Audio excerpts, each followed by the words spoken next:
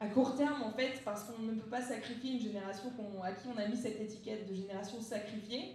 L'histoire se répète, certains me diront c'est pas la première fois qu'on utilise ce terme, n'empêche que le contexte n'aide pas, et j'y reviendrai. Et puis à long terme, on a besoin de mettre en capacité en fait toute une génération qui, dans les 50 prochaines années, a une tâche immense qui l'attend. Nous, donc, on est à la fois, donc, on est une association, comme je l'ai dit, on est à la fois un observatoire, donc on fait des études sur le travail, sur les jeunes, sur leur rapport au monde, à l'existence. Et c'est de ces études et d'une veille approfondie de tout ce qui se dit, au moins en Europe et aux États-Unis, sur la jeunesse aujourd'hui, que c'est ça que je vais vous partager aujourd'hui. C'est pas mon intuition et mon histoire personnelle, même si j'adorerais vous parler une heure de moi. En l'occurrence, donc, on est un observatoire, on est aussi, on fait beaucoup de porte-parole là, donc ce genre d'exercice que j'apprécie, on le fait toutes les semaines, on essaye de en fait, diffuser les messages que je vais vous partager aujourd'hui, et je compte sur vous pour prendre le relais derrière. Et puis on est aussi des accompagnants, on essaye d'outiller en fait, des employeurs, quels qu'ils soient petits ou grands, qu'ils soient bretons ou internationaux, pour essayer de les accompagner pour comprendre déjà comment attirer, comment fidéliser, comment engager, mais surtout pour répondre à la seule question qui compte, qui va mener la transformation de nos organisations. Et donc, c'est ça qu'on va faire aujourd'hui. Je vais essayer de répondre à la question qu'on m'a posée.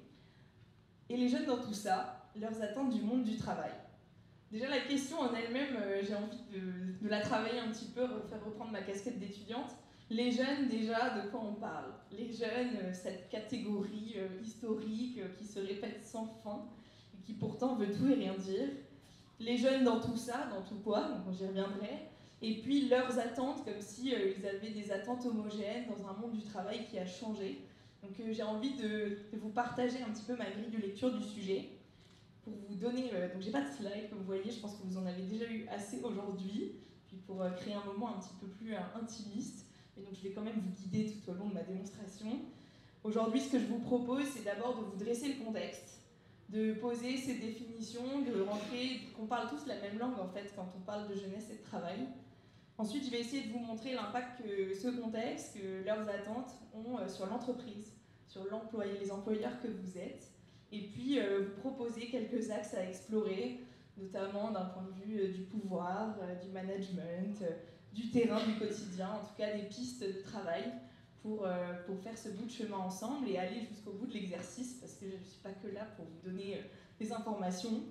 Encore une fois, en toute humilité, j'ai pas de recette magique à l'attraction des jeunes talents, j'ai pas de recette magique au contexte, j'essaye juste de vous diffuser notre compréhension du sujet, un peu de joie et d'enthousiasme aussi, parce qu'il ne faut pas tomber dans le marasme ambiant.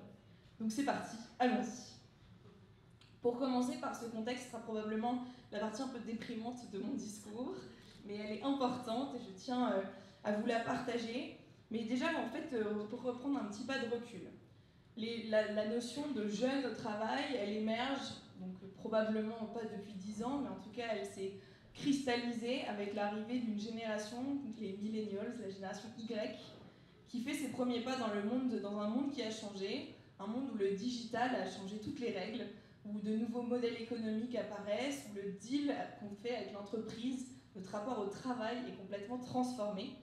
Un monde où l'entreprise se retrouve bousculée dans son rapport de force à ses employés.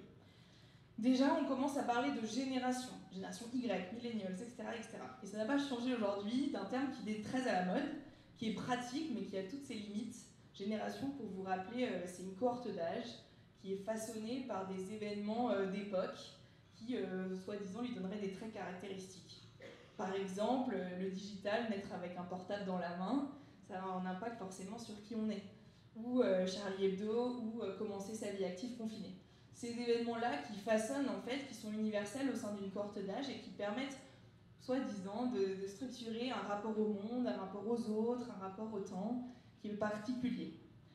Et donc, même si le terme a toutes ses limites, évidemment, de génération, derrière une cohorte d'âge, c'est très difficile de faire des généralités, j'en suis bien consciente, je vais en faire, parce que moi je m'intéresse à la génération Z, donc Z comme la fin de l'alphabet ou le début d'une nouvelle ère peut-être, en tout cas avec tout un tas d'étiquettes qui lui a collé, il suffit de lire les médias.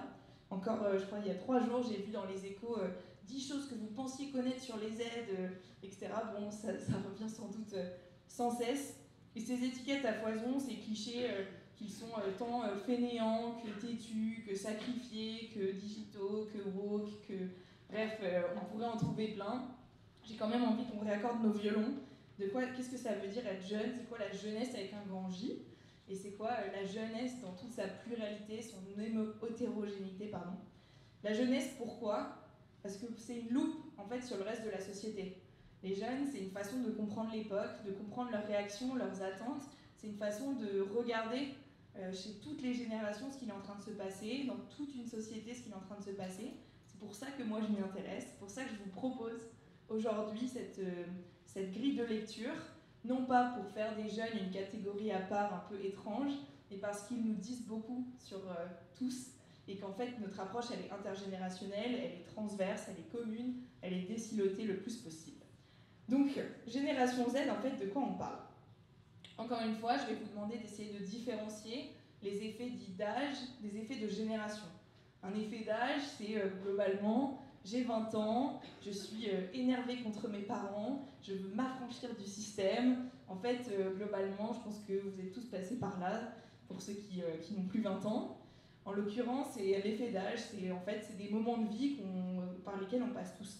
Un effet de génération, au contraire, c'est un effet qui est façonné par des événements, une façon de voir le monde, etc. Donc là, je vais vous parler de ce qui caractérise cette génération, mais dans tout ce qu'on va se dire aujourd'hui, il faut sortir de l'effet de c'est parce qu'ils ont 20 ans, en fait. Parce qu'avoir 20 ans, on n'a pas d'expérience, on découvre le monde, on est peut-être un petit peu plus désagréable ou vocaux, et c'est normal. Cette génération-là, en fait, elle est façonnée par différentes choses, et je serai non exhaustive. C'est une génération qui déjà est façonnée par le digital. Dans un monde où les métiers sont transformés, les compétences sont sans cesse obsolètes, un monde où nos cerveaux sont en train de muter. C'est Michel Serres qui a beaucoup écrit sur cette génération qu'il appelle Petite Poussette, qui explique en fait cette externalisation de la mémoire, où j'ai plus besoin de retenir quoi que ce soit, c'est sur mon téléphone, je vous le dis en 2 secondes, mais cette capacité à créer des liens, avoir une pensée peut-être plus complexe.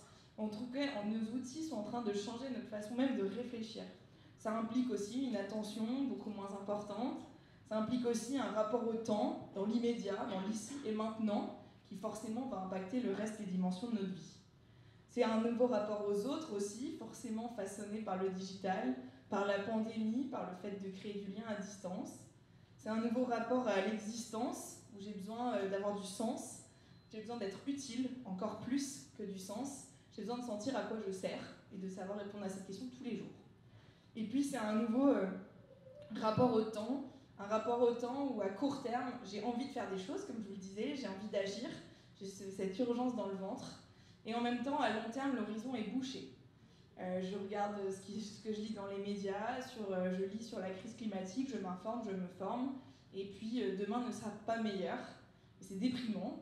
Et du coup, je suis dans cette dualité de court terme, long terme, peut-être encore plus qu'avant, parce qu'à 20 ans, on n'imagine pas la vie qui nous attend, mais encore plus qu'avant, puisque ça a l'air, quoi qu'il arrive, ce sera moins bien. Et donc, on se retrouve dans une génération très paradoxale, qui est à la fois sur TikTok et engagée pour Dernière Rénovation, vous savez, c'est le collectif qui bloque le périph', grosso modo, qui font l'un ou l'autre, ou les deux en même temps, et derrière le mot jeune, en fait, il va y avoir plein de déclinaisons, d'engagement, de maladresse, ou au contraire d'ambition, qui vont s'incarner. Et du coup, je suis incapable de vous dresser le portrait, le persona-type de cette génération. Mais surtout, c'est une génération qui est dans un contexte très précis. Et ça, les crises, en fait, notamment la pandémie que nous, on a étudiée, qui a été le point de départ de mon travail, en fait, les crises ont juste accéléré, amplifié des phénomènes qui étaient déjà latents, qui étaient déjà à l'œuvre. Néanmoins, on est dans un contexte de rupture où le status quo a changé. Les règles du jeu ne sont plus les mêmes et ne le seront plus jamais. Je lis, du coup, comme on parlait de management toute la journée, de théorie de transformation. Donc, un mot qui revient beaucoup, c'est VUCA. Je ne sais pas si vous connaissez. Donc, c'est le monde VUCA, c'est un monde qui est volatile, incertain, complexe, ambigu. On serait dans l'époque VUCA, où tout est imprévisible. Il y a un nouveau mot qui est apparu, c'est le mot banni. On est dans un monde brutal, anxiogène, non linéaire et incompréhensible. Donc le monde banni, c'est super, donc c'est l'âge dans lequel on grandit, donc il y a même des théories sur le sujet. Donc là-dedans, en fait, on est dans un contexte où tout paraît noir, ça paraît même absurde et vain de travailler, et inédit peut-être parce que justement, on est dans ce moment de vie critique où j'ai 20 ans, je rentre dans la vie active, je pose les fondations de ma vie d'adulte, et puis mes ailes sont coupées, je suis empêchée en fait de prendre mon envol, empêchée par des crises qui se succèdent. Je vais me concentrer un petit peu sur la pandémie parce que c'est un sujet qu'on a beaucoup étudié, mais depuis ce qu'il se passe, encore une fois avec un prisme français, hein, je n'ai pas du tout la prétention de parler de tout ce qui se passe partout dans le monde, mais en l'occurrence, ces crises qui nous bousculent et qui nous remettent à l'ordre et du coup forcément pour une génération entière coupent un peu l'herbe sous le pied. Cette crise et la pandémie, de quoi on parle? En fait déjà, je pense que le curseur a bougé. Le curseur a bougé de ce qui est devenu acceptable. Et acceptable parce que nos repères ont été complètement bousculés. On m'a appris le terme, je ne sais pas si vous connaissez le principe de la fenêtre d'Operton. La fenêtre d'Operton, c'est toute une théorie en fonction de ce que l'on voit, on n'a pas du tout la même perception des choses et en fait, en fonction du recul qu'on prend, on prendra plus ou moins de recul.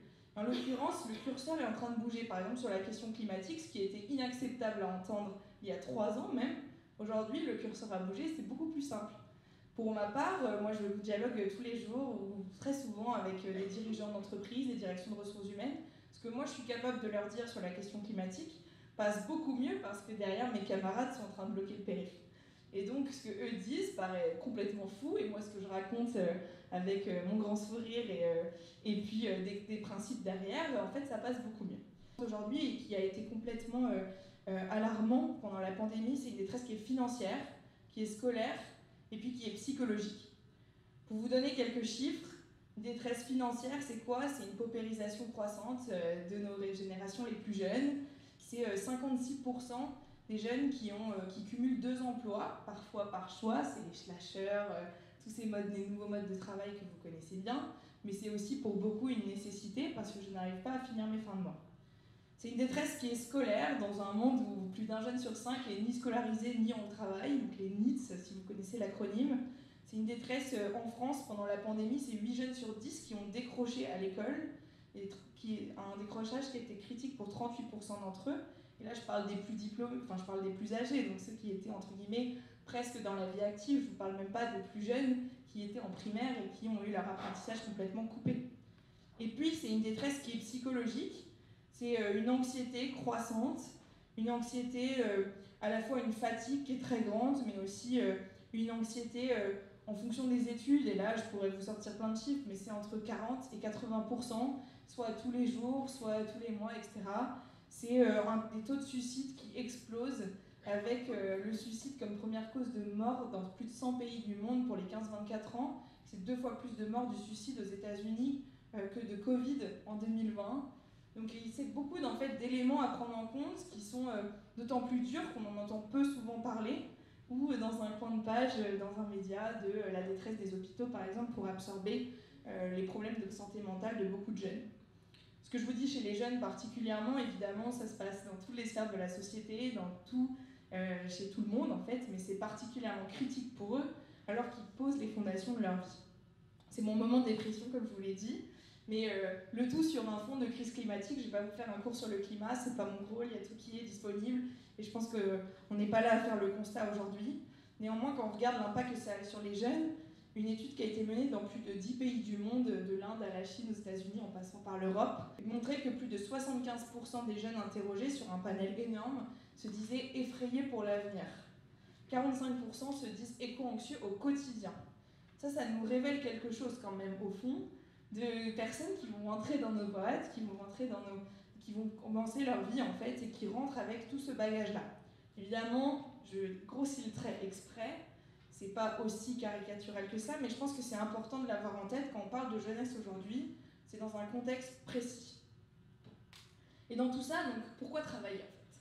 Moi là, je sors de l'école, j'ai fini confinée, etc., ce qui était mon cas en l'occurrence, mais je pense à mes camarades aussi. Et là, je me pose la question de déjà pourquoi je travaille et où est-ce que je vais travailler. Et comment est-ce que je peux envisager de contribuer à un système qui est pourri, qui est naze, j'ai aucune envie de le faire. D'où cette réflexion qui a émergé du hors-système contre le système. C'est les étudiants des grandes écoles qui sont montés sur les plateaux, qui sont montés pendant leur cérémonie de diplôme et qui ont dit « bifurquons, désertons même ».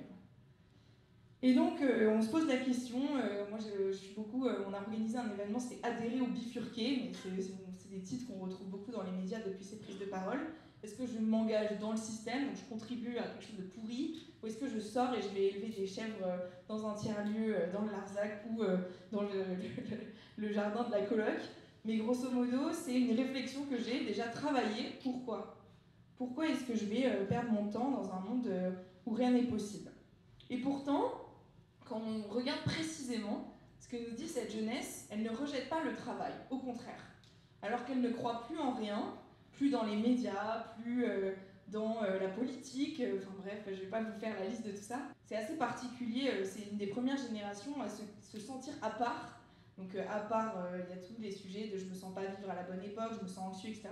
Mais ils ont une sorte de conscience générationnelle qui est très différente et très novatrice quand on pose la question, ce que les instituts de sondage font depuis 100 ans. Cette génération-là, à 86% d'entre eux, ils se sentent à part de leur génération.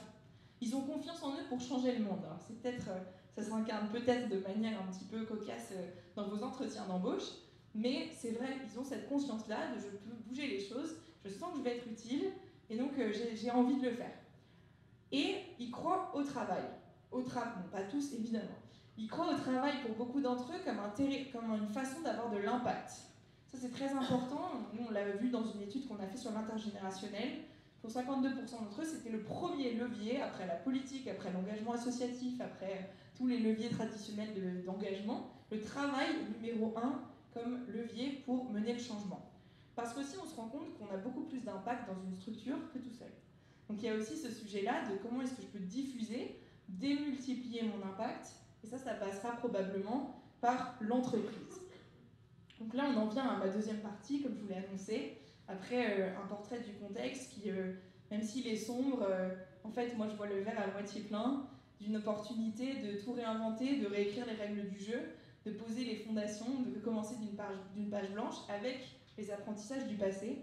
Et donc, une question que tous les employeurs se posent, du coup, comment je fais pour attirer, recruter, engager, garder, fidéliser des plus jeunes, des jeunes qui ont leurs conditions, parce que je suis prêt à travailler, mais ce sera à condition que. Alors là, je vais y venir, les fameuses attentes de la génération Z, mais ce pacte, en fait, que moi je vous invite à tisser, il faut poser une sorte de nouvelle relation employeur-employé, chez les jeunes particulièrement, évidemment chez tous les collaborateurs, et d'un travail à condition que, parce que c'est comme ça qu'on va réussir en fait à créer un projet commun. Pourtant, malgré cette bonne nouvelle, quand on lit les médias, on voit passer les termes de grande démission, de quiet quitting, de grande résignation aux États-Unis. Donc c'est ces mouvements de démission massive de salariés, d'un turnover croissant qui explosent les compteurs de choses qui ne sont pas arrivées depuis 2008. Évidemment, je vous invite à remettre dans son contexte les chiffres. Pour les États-Unis, par exemple, 48 millions de démissions en 2022, c'est à comparer aux 30 millions habituels. Donc c'est beaucoup plus, mais ça reste un pays où les chiffres sont toujours beaucoup plus élevés que les nôtres. En France, c'est 15% de turnover sur fin d'année dernière. Normalement, on est plutôt à l'ordre de 9%. Donc il y a peut-être un effet boomerang de post-pandémie où les gens démissionnent un petit peu plus parce que j'ai pas osé quand j'étais confinée et que tout était plus incertain. Néanmoins, il y a quand même des seuils qu'on atteint qui n'étaient pas arrivés depuis un certain moment. Donc ça nous dit quelque chose de ce désengagement au travail. Et puis plus récemment, on lit sur le quiet quitting. Donc c'est ce syndrome de démission silencieuse, qui n'est d'ailleurs pas du tout démissionné, mais c'est ce syndrome de plein de salariés d'ailleurs, de tous les secteurs, de tous les âges, c'est pas un truc de jeune du tout, mais je vais me limiter à ma fiche de poste. Je ne ferai pas un iota de plus que les horaires qui sont écrits, que en fait précisément ce pourquoi j'ai été engagée, et je n'en ferai pas rien de plus. En France, ça arrivait plus tard que dans ces gros pays, donc ça arrivait en Chine, aux États-Unis. En France, ça arrivait plus tard, et donc tout ça, ça a montré donc une sorte de désengagement au travail très fort, de Français qui sont fatigués, qui n'ont plus le goût de l'effort, qui jugent que le travail n'est plus important dans leur vie. L'Institut Jean Jaurès mène une enquête tous les 50 ans où ils posent des questions, et ils ont réalisé que d'un travail qui était à 60% important dans ma vie, donc important ou très important, aujourd'hui, en 2022, on leur pose la même question, c'est 24%. Donc le travail n'est plus aussi important, il y avait beaucoup moins d'affect, beaucoup moins d'émotions, beaucoup moins de place. Et donc c'est contradictoire avec ce que je vous disais tout à l'heure sur ces jeunes qui sont prêts à travailler, qui sont prêts à s'engager à condition que. Ce que nous montre la grande démission, donc un phénomène qui concerne tous, c'est un nouveau marché du travail en fait. C'est les règles vont changer et l'employeur va devoir s'adapter. Je ne suis pas là pour vous dire c'est bon, c'est l'heure du changement, il faut faire les choses, etc. Je pense que vous l'avez déjà entendu aujourd'hui. Mais en l'occurrence, c'est juste que les règles du jeu ont changé, donc il faut se les approprier et puis il faut jouer avec. Et du coup, quand on regarde les attentes, je vais vous en lister plein, je ne vais pas aller trop dans les détails parce que je pense que ça n'a pas trop d'intérêt et puis vous connaissez probablement mieux le sujet que moi. Les attentes, c'est flexibilité, salaire, sécurité, transparence, le travail comme un lieu de vie, des relations, un management de qualité, de l'apprentissage, de l'impact, du sens. Je vais aller un petit peu plus dans les détails, mais je ne vais pas pouvoir toutes les lister parce que les attentes, en fait, il y en a beaucoup quand on lit sur cette génération. Et en fait, quand on prend un petit peu de recul, c'est les attentes de tout le monde, de tous les salariés. Quand je vous parle de flexibilité, c'est pas un truc de jeune, en fait, pas du tout. Et donc derrière tout ça, il y a quand même des idées préconçues de jeunes terribles qui veulent que du télétravail et du ceci, cela. En fait, c'est pas aussi simple, c'est simplement que pour eux c'est normal. Comme ça qu'ils ont grandi, c'est comme ça qu'ils ont fait leur premier stage, c'est comme ça qu'ils ont fait leurs études. Quand j'étais confinée pendant mes études, c'est normal qu'en arrivant en entreprise, je ne vais pas être là toute la journée. Ça me paraît bizarre, parce que je n'ai jamais connu le monde d'avant. Et donc ce besoin en fait de flexibilité est juste inhérent à la façon dont on communique, dont on utilise nos outils, dont on travaille, dont on interagit les uns avec les autres. Et pourtant, c'est pas que la flexibilité qui est à l'ordre du jour, c'est aussi cette notion de sécurité. Celle-ci, elle met en lien avec tout ce que je vous disais tout à l'heure sur la détresse en fait, ambiante. Malgré cette émergence d'un discours fin du CDI, freelance pour tout le monde, digital nomade, etc., ça reste une minorité en fait, des salariés. Les métiers télétravaillables, je vous le rappelle, c'est que 30% des métiers. Donc, c'est pas si facile que ça. Il faut aussi revenir à des choses fondamentales. Pour beaucoup, ils ont encore besoin d'un salaire. Ils le disent d'ailleurs, et pour certains, ils sont peut-être un petit peu déconnectés dans leurs approches salariales quand ils arrivent chez vous. Mais néanmoins, ça reste un critère qui est très important. J'ai besoin d'avoir un toit au-dessus de ma tête, peut-être d'avoir une voiture pour aller au bureau, etc. J'ai besoin de poser les fondations de ma vie. Et puis, j'ai besoin d'un management de qualité. C'est toujours le dernier lien en fait avec l'entreprise, le management. C'est ce pourquoi on reste ou ce pourquoi on part. Ça, ils s'en rendent compte de plus en plus. J'ai besoin d'apprendre. Amazon a publié une étude juste avant Noël. Il montrait que pour, je crois que c'était 74% des aides qui disaient vouloir changer d'emploi en 2023 parce qu'ils avaient l'impression de tourner en rond et de plus apprendre. Donc changer d'emploi pour plus apprendre. Comme si dans leurs opportunités actuelles, dans les emplois dans lesquels ils étaient, bon, on est capé et c'est pas ici que je vais apprendre. Ça, c'est une opportunité pour l'entreprise. Pourquoi est-ce qu'ils ne restent pas pour apprendre quelque chose de nouveau? Et puis, c'est cette notion d'impact et de sens que je ne peux pas ignorer. De l'impact, bon, ça, c'est des choses que vous connaissez très bien, mais parce que j'ai envie d'être plus proche de mon territoire, j'ai envie d'être dans des entreprises plus locales, plus proches du sens et beaucoup moins dans des grands groupes, par exemple. Donc, une opportunité pour la Bretagne, par exemple. Mais c'est une notion de sens, et au sens où je disais tout à l'heure, c'est-à-dire que je me sens utile. Je sens que je contribue à quelque chose, que je ne suis pas un pion dans un système et que ça fait le lien avec à la fois qui je suis et puis à la fois à la mission de l'entreprise et dans quoi je m'intègre. Grosso modo, c'est assez simple en fait. Leurs attentes, c'est réduire la schizophrénie qu'ils ressentent entre la personne que je suis, mes valeurs, ce que je lis sur le monde, et puis ce que j'ai l'impression que la personne que je dois être au travail. Alors on essaye de réduire tant bien que mal, avec maladresse, l'écart entre les deux, ce que font tout le monde. Les sujets d'impact, de sens, c'est pas du tout un sujet de jeune, encore une fois, heureusement. En l'occurrence, j'essaye de réduire cet écart, cette schizophrénie que je ressens. Et donc dans mes choix, en fait, je vais essayer de faire cet arbitrage, des compromis, et c'est ça qui va se passer du coup, quand ils arrivent chez vous. Mais par contre, donc, des attentes, après, il y en a encore plein d'autres. Et puis elles sont intergénérationnelles, comme je vous l'ai dit, en fait, tout ce dont je vous parle, vouloir apprendre, avoir un manager de qualité, etc., c'est pas un truc de jeune, loin de ça. Par contre, il y a un risque, en fait, quand on parle d'attente, et moi d'ailleurs je suis sollicitée très souvent pour venir faire la liste des attentes, il y a des pièges dans lesquels on peut tomber. Le premier piège, c'est de penser que c'est un truc de jeune, ça je vous l'ai déjà dit. Mais l'autre, c'est de penser que répondre aux attentes, ça suffira. En fait, si je vous prends toutes ces attentes et qu'on corrige tout ensemble, c'est qu'un pansement en fait, ça ne changera rien, puisque les attentes elles vont évoluer, elles vont changer, on ne pourra jamais répondre à tout, on n'est pas des magiciens, on n'est pas des super-héros. L'entreprise, elle va poser des partis pris en fonction de sa culture, son secteur, son histoire. Et puis, elle va pouvoir répondre à certaines d'entre elles, à condition que ce soit bien expliqué, et de cette notion de pourquoi qui nous anime tant. Et donc, il ne faut pas tomber dans ce culte de l'attente, en fait. Je veux tout y répondre, et puis surtout de rester focalisé sur la partie de l'attraction. Parce que c'est le gros risque, en fait, quand on parle des attentes de la génération Z, c'est de se focaliser sur l'attraction des talents. Construire le pack, le contrat, la marque employeur la plus sexy possible pour que ces Z qui sont sur TikTok envisagent de venir travailler chez moi, que je les ai en entretien, que je les recrute, etc. En fait, c'est le mauvais sujet pour moi. Je sais que c'est pas aussi simple que ça, mais en fait, le moment de l'attraction, c'est un piège en fait de tomber là-dedans. Il faut surtout penser aux questions d'engagement et de fidélisation. Il faut surtout se poser la question de comment je vais embarquer dans le temps long, un temps qui sera beaucoup plus court qu'avant. Un temps long sera peut-être 8 ans et pas 35. Et comment j'embarque dans le temps long une partie d'entre eux pour construire la suite de l'histoire. Donc on souligne ici beaucoup de paradoxes en fait jeunes. C'est à la fois on a besoin d'eux pour avoir notre relève, on a besoin d'eux pour en fait écrire la suite de l'histoire comme je le disais. On a besoin d'en prendre soin vu le contexte parce que dans le stade dans lequel on est, ils ont du mal à se lever le matin pour beaucoup. Et puis on a besoin de les former, de les mettre en capacité, leur donner les clés du camion. Puis il y a quelque chose qui se brise puisque derrière, c'est pas sûr en fait qu'ils vont prendre cette relève.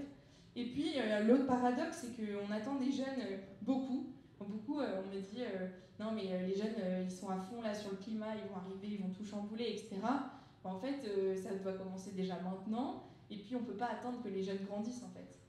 Donc globalement c'est une sorte de paradoxe entre du permettre, du transmettre et ensuite du permettre, du laisser faire et du faire en fait pour ceux qui sont aujourd'hui au pouvoir, ceux qui travaillent déjà aujourd'hui, ceux qui comme vous ont les manettes en fait et qui peuvent construire dès aujourd'hui la suite pour écrire l'histoire pour eux.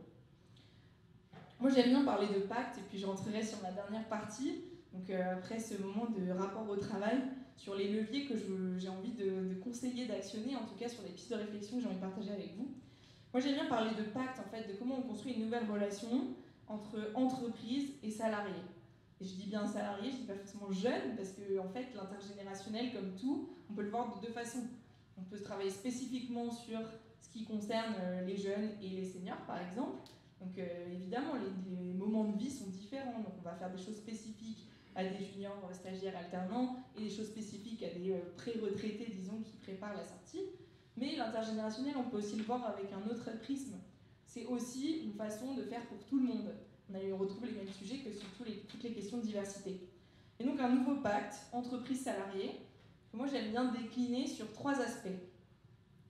C'est d'ailleurs la raison d'être et la mission de notre association. C'est ce que j'appelle Care, Enable, Impact en anglais. Mais donc prendre soin ou réparer, préparer et transformer. Prendre soin, donc le care, c'est comment je crée les conditions pour que justement j'arrive à me lever le matin, que tout va bien, que j'arrive à lever la main quand ça ne va pas, que j'arrive à être en confiance, que je me sens autonome, que je ne me sente pas heureux. Hein. Je ne parle pas de bonheur ici, je parle juste de bien. C'est par exemple, c'est des mesures par exemple de formation à la communication non violente, de formation de rituel avec son manager pour créer les conditions où je peux dire bah là je me sens soit j'ai des choses dans ma vie privée qui affectent en fait mon travail, soit en fait je me sens désengagée, etc. Donc care. Ensuite enable. Enable c'est mettre en capacité en fait tout simplement. Et c'est pas que former parce que c'est aussi donner les connaissances qui sont parfois réservées à la direction. C'est peut-être même donner du pouvoir, je vais y revenir, à une génération qui a besoin qu'on l'outille. Et puis peut-être être généreux au-delà de son entreprise, d'entreprises qui sont beaucoup moins aujourd'hui le CDI et son employeur, d'être généreux et d'ouvrir en fait les portes du savoir, les portes de toute cette mise en capacité, parce que les talents vont bouger beaucoup plus, parce qu'on est dans une époque qui nous demande de le faire. Et donc c'est par exemple les universités, les formations que produisent les entreprises ouvertes pour tous les étudiants, c'est en fait toutes ces initiatives-là de mise en capacité. Et puis impact, c'est transformer.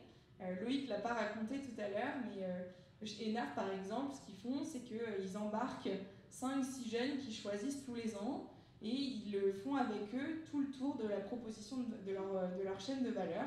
Ils vont visiter les abattoirs, ils vont visiter les usines, ils vont visiter en fait tous les maillons de qu'est-ce que c'est que produire un pâté ENAF. Ils ouvrent les portes en fait avec beaucoup de transparence, ils les guident pour le faire, et puis ils récoltent en fait les retours, les réactions, comment est-ce que nous employeurs, vu notre mission, vu notre raison d'être, vu notre volonté de se transformer, comment est-ce que vous êtes partie prenante de ça, et ce que vous avez à dire nous intéresse. Et là on commence à donner les clés en fait de cette potentielle transformation. Tout ça en fait pour réaligner globalement ce que c'est avec une entreprise, réaligner la tête et la base, le modèle économique et le modèle social, ce qui se passe dedans, ce qui se passe dehors, et réconcilier en fait. On n'est plus dans un temps où il faut comprendre. La compréhension, soit on ne l'aura jamais parce que tout change tout le temps, soit on a déjà tous les éléments, en tout cas la base. En fait, c'est plutôt, il faut essayer de réconcilier en fait, des publics qui ne se parlent plus ou pas bien et qui ont besoin pourtant de se serrer derrière un projet commun. Et donc, j'avais envie d'aller dans le concret, parce que c'est bien gentil là, avec mon micro à vous raconter et vous faire un peu un panorama de l'époque. J'avais envie de vous partager un peu de concret, ce so what, on fait quoi de tout ça, attirer, fidéliser, etc. On a compris, c'est pas si facile, et puis ça sera du cas par cas, c'est des parties pris que vous devez poser. Je sais pas, de recettes magiques, de vous, entreprise, vous devez faire ça, ça, ça, et les jeunes vous suivront. Non, mais du coup, il y a quelques leviers en fait que j'avais envie de partager avec vous. En l'occurrence 3 ce soir, et puis ravi d'en discuter si vous avez d'autres questions. Et c'est ceci. Déjà de revenir au quotidien, de peut-être parler de pouvoir et de comment est-ce qu'on partage ce pouvoir, donc de gouvernance à la fin, et puis parler d'intergénérationnel, de management intergénérationnel, pour recréer du lien en fait entre toutes ces générations. Et après j'aurai terminé et on pourra grandir. Alors, quand on parle de comment on fait pour tout ça, en fait, il faut revenir à des choses très simples. Là encore, on sort d'une étude qu'on a produite sur le parcours du jeune collaborateur en entreprise. On a essayé de cartographier toutes les interactions qui se tissent entre un jeune, une jeune et son employeur, et voir là où il y a des frictions, là où il y a des attentes particulières. Et en fait, ce qui est ressorti, donc on a fait beaucoup d'entretiens, beaucoup de focus group, ce qui est ressorti, c'est un besoin de simplicité. J'ai juste besoin de la bonne information au bon moment par la bonne personne, et en fait on en revient à des choses assez fondamentales qui ne sont pas sorcières à réinventer, et d'un besoin de revenir à des choses simples que je comprends, parce que quand j'arrive dans le monde du travail, en fait moi j'ai pas les clés. Parce que le travail en fait finalement ma définition du travail, c'est une sorte de triptyque, j'adore les choses en 3, vous allez voir. Mais le travail, c'est un triptyque, c'est une tâche, c'est des choses que je fais tous les jours, c'est une mission, parce que je m'intègre dans quelque chose qui est plus gros que moi, une mission que j'ai envie de sentir dans ma tâche, ça, il faut quand même se reconnecter à ça. Et puis c'est un environnement de travail, c'est mes collègues, c'est mes conditions de travail, c'est là où je travaille, etc. Et en fait, quand on décompose en 3, en fonction des gens, il y aura plus ou moins d'importance sur chacun de ces piliers. Là, en ce moment, on parle beaucoup des conditions de travail, de l'environnement de travail, avec les mots de flexibilité qui sont partout. C'est la mission, donc après l'entreprise qui doit se positionner de plus en plus, presque devenir politique, et s'affirmer sur les sujets qui la tiennent à cœur. Mais c'est aussi une tâche, c'est aussi ce qu'on fait tous les jours. Et ça, il faut y revenir en fait. Je pense qu'il faut revenir à cette simplicité sur tout le parcours, sur toutes les interactions qu'on tisse avec un salarié, pour revenir avec les choses du quotidien, et donc revenir au manager en fait du quotidien. Parce que pour retenir, fidéliser, engager ces fameux jeunes qui ne restent pas, en fait, c'est probablement au moment du quotidien que ça va se passer. Et donc, comment est-ce qu'on diffuse le savoir ressources humaines, en gros, un métier en tant que tel, et comment est-ce qu'on le diffuse pour mettre en capacité les gens du quotidien pour embarquer cette jeunesse.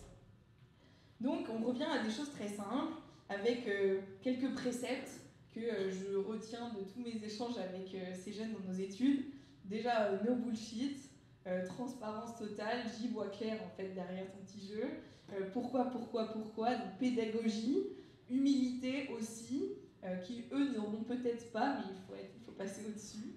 Et puis il faut se rappeler en fait de ce que c'est que d'avoir 20 ans et de commencer son premier job en fait. Forcément, il y a des choses qu'on fait, qu'on ne fera pas, peut-être pas dans 10 ans. Et puis il faut de la confiance en fait, de l'autonomie. Il faut savoir ajuster en fait à chacun.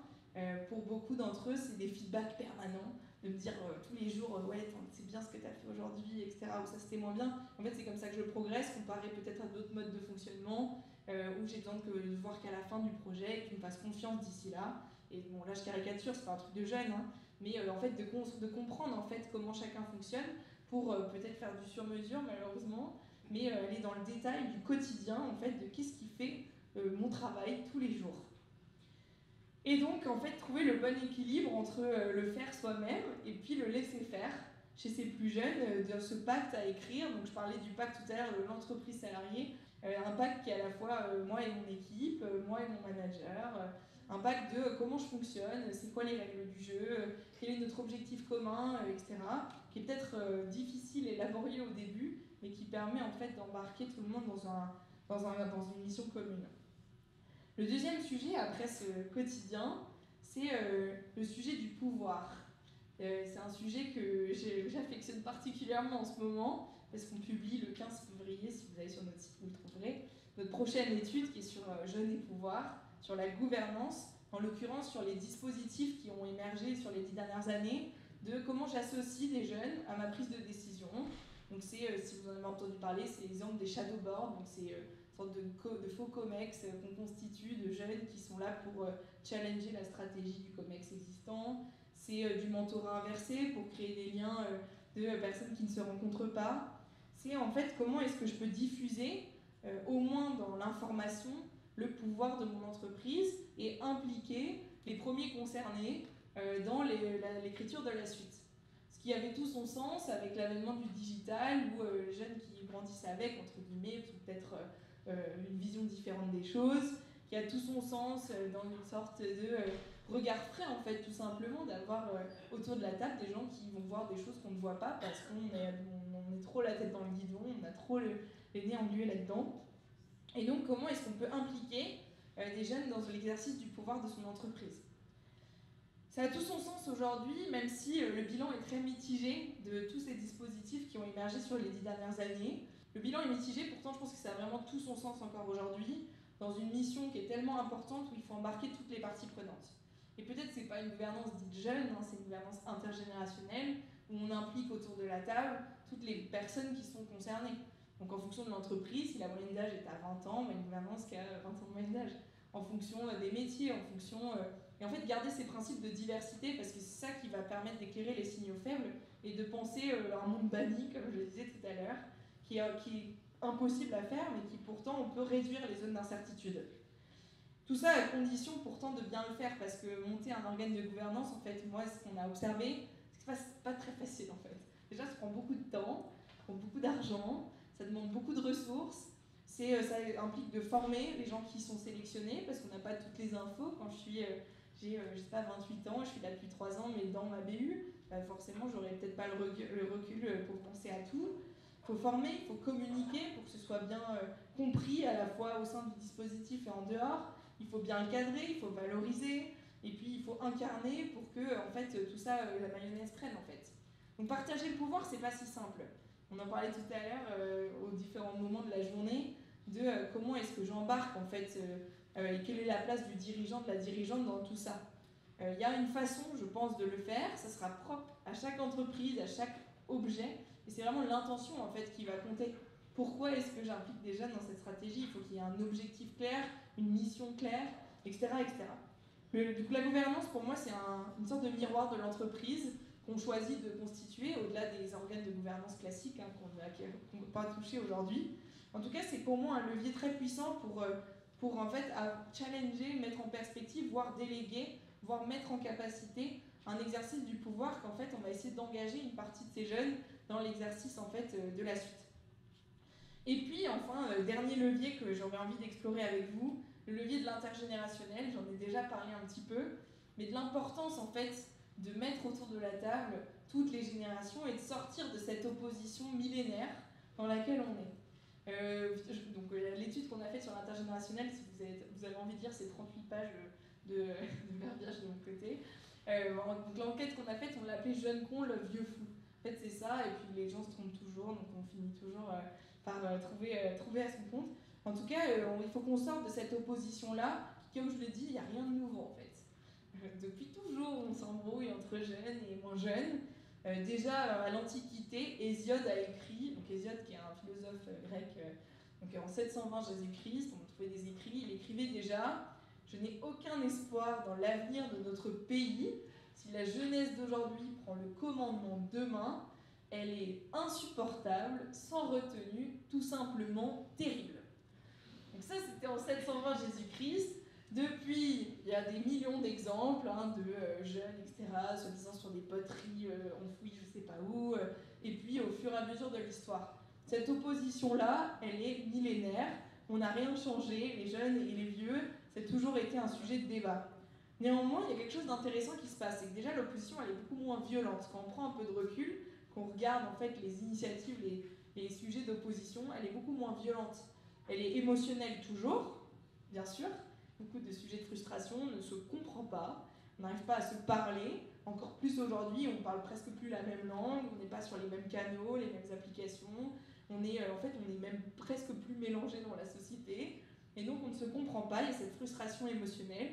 Mais en fait, derrière, quand on va creuser, ce qu'on a découvert avec l'étude, c'est qu'en fait, on a envie de se réconcilier, et puis on partage les mêmes valeurs, on partage les mêmes projets. Les combats qu'on se donne génération par génération, c'est les mêmes, donc ce ne sera pas le même ordre, mais ce sera toujours l'éducation, l'égalité des chances, la transition climatique. Et donc ça, c'est des choses sur lesquelles il faut capitaliser, surtout en entreprise, qui est un des derniers lieux où on se rend compte, toutes générations confondues. C'est une puissance inouïe de miser là-dessus pour embarquer derrière un projet commun, toutes générations confondues.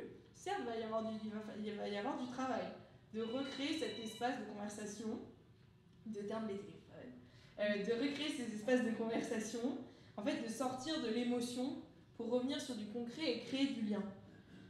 Et donc tout ça, c'est organiser des espaces-temps, sauf que pareil que pour la gouvernance, organiser des espaces-temps générationnels, en fait, ça ne suffit pas. Parce que c'est pas pour autant que je suis dans la salle avec, quel que soit son niveau hiérarchique, etc., qu'on va bien s'entendre, en fait. Il faut un petit peu orchestrer la parole, permettre une parole libérée, une parole sans préjugés, sans biais, et puis trouver des éléments communs. Ça, c'est probablement le rôle de l'entreprise, en fait, de créer ces premières initiatives. Mais j'en vois déjà les fruits. Nous, on anime par exemple chez Harmonie Mutuelle, donc une boîte qui est plutôt traditionnelle dans son mode de fonctionnement, plutôt âgée dans son âge moyen, qui là sont en train de mettre en place toute une série d'ateliers sans intention particulière. Ils ne le font pas vraiment dans une dynamique RH ou de filiation, etc. Vraiment pour créer du lien entre collaborateurs. Et le sujet qu'ils ont choisi, c'est le parcours du collaborateur. Donc on parle en fait de son expérience de l'entreprise, des choses que tout le monde vit, tout le monde y est passé. On a tous eu un premier jour, on a tous et tout ça, et en fait de là ils créent des conversations de commun qui sortent, donc c'est très simple, mais voilà, donc en l'occurrence c'est une façon comme une autre de créer ces moments-là qui ensuite vont démultiplier la puissance en fait de ces plans de transformation dont on a parlé toute la journée, et de comment est-ce qu'on sort en fait du clash générationnel, qu'on sort du génération par génération pour entrer dans du commun, et puis surtout trouver ceux qui vont mener la transition, ceux qui vont transformer nos organisations. Ce ne sera pas que des jeunes, ce ne sera pas que des vieux, ça sera entre deux. Et ça va dépendre de chacun. Bref, j'arrive sur la fin. Merci d'avoir été aussi concentrés, c'est très agréable. En l'occurrence, je voulais simplement même si le contexte est sombre, même si globalement je pense que ça ne va pas s'améliorer, là ce qu'on lit sur la situation économique, la situation sociale, sur le climat politique, je pense qu'on n'est pas à l'abri de nos surprises.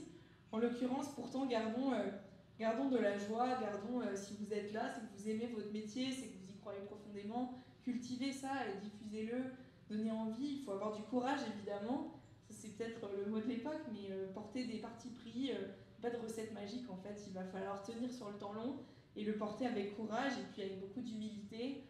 L'exercice que j'essaye de faire devant vous aujourd'hui, j'ai pas du tout la science innée de jeune, je peux vous raconter mon histoire et ce que j'en sais, puisque c'est mon travail. Mais beaucoup d'humilité, en fait, on est qu'au début du chemin et il va falloir qu'on embarque avec nous des forces vives pour le faire et trouver la bonne place, en fait, toujours entre faire et laisser faire. Et quand on parle de jeunesse, en fait, ça va être ça l'arbitrage. Qu'est-ce que moi je dois faire et qu'est-ce que je lui permets? Et en fait, petit à petit, c'est peut-être ça la nouvelle posture du dirigeant, c'est de construire sa relève, parce qu'il faut que quelqu'un reprenne le flambeau demain, mais en même temps sans oublier ses propres responsabilités aujourd'hui. Donc voilà, je vais finir juste sur une simple question, qui est celle que j'ai essayé de donner des pistes de réponse aujourd'hui. La question, c'est bien d'écrire des plans de transformation, de l'intégrer dans sa stratégie, d'écrire la suite. Il n'y a qu'une question que moi j'ai envie de vous poser, c'est qui va le faire. Voilà. Donc là-dessus, je vous propose qu'on passe à la suite, qu'on réponde à quelques questions et puis qu'on aille se voir autour d'une bonne bière. Merci à la communauté.